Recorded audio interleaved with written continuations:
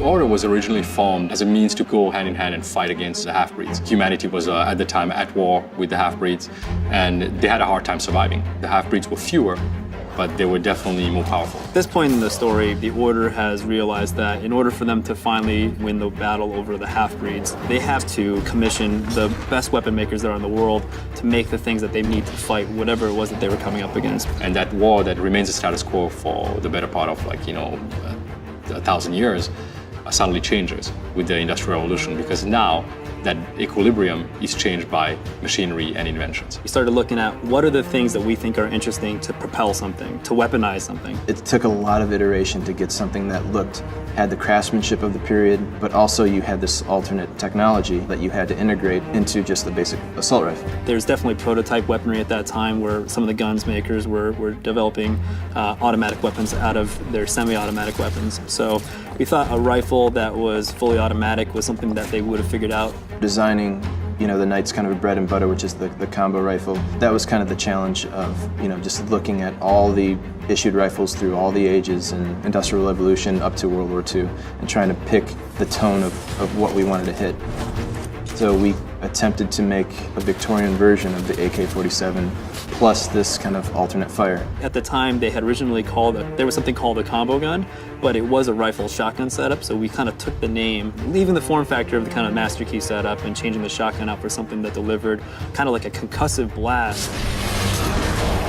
There's plenty of conventional weaponry that feels like it fits in that era, but then there's a little more kind of prototype weapons that are definitely kind of pushed in terms of what was available in the time. For years, I've been watching videos online of, thermites, this cool thing, and people don't really know much about it, but you ignite this aluminum oxide powder, and it turns into this big, sparking, thing that can weld, it can cut.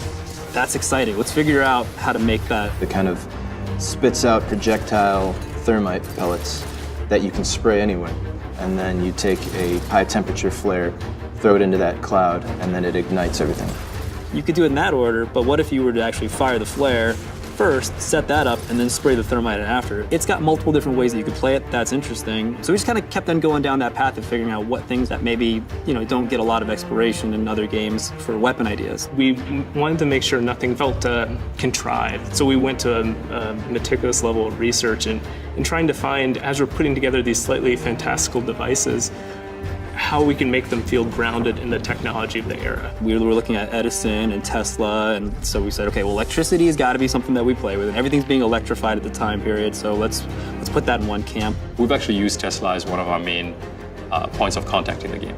He provides weaponry, he provides devices that he invents, and they are sometimes based on actual real things that he's done. Because he's kind of like, in our game, a little bit of a makeshift kind of MacGyver, he's crafty. He doesn't necessarily put things together in the most beautiful way, but for him it makes sense. You never cease to amaze, Nicola.